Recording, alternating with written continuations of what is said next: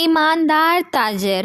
بہت دنوں پہلے ایک امام گزرے ہیں جن کو لوگ ابو حنیفہ کے نام سے جانتے ہیں۔ وہ بڑے نیک، ایماندار اور بہت بڑے عالم تھے۔ وہ کوفہ میں رہتے تھے۔ اپنے بال بچوں کی پرورش کے لیے وہ تجارت بھی کیا کرتے تھے۔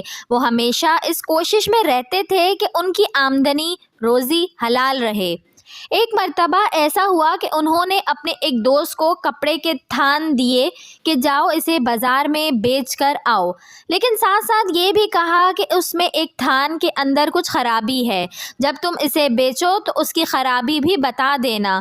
ان کے دوست نے کپڑوں کے یہ تھان بازار لے گئے۔ ایک آدمی آیا اور اس نے تمام تھان خرید لیے، لیکن وہ اس خراب تھان کے بارے میں بتانا بھول گئے۔ جب انہوں نے پیسے لا کر امام صاحب کو دیے تو انہوں نے پوچھا تم نے اس خراب تھان کے بارے میں بتایا تھا یا نہیں؟ وہ بولے میں تو بھول گیا۔ تو امام صاحب نے وہ سب روپے ان کو دے کر کہا کہ جاؤ سب کو صدقہ کر دو۔ ویڈیو اچھی لگی ہو تو اس کو لائک کریں، شیئر کریں اور میرے چینل کو سبسکرائب کریں اور ساتھ ہی بیل آئیکن کو بھی پریس کر دیجئے تاکہ میری نئے آنے والی ویڈیو آپ کو مل سکے۔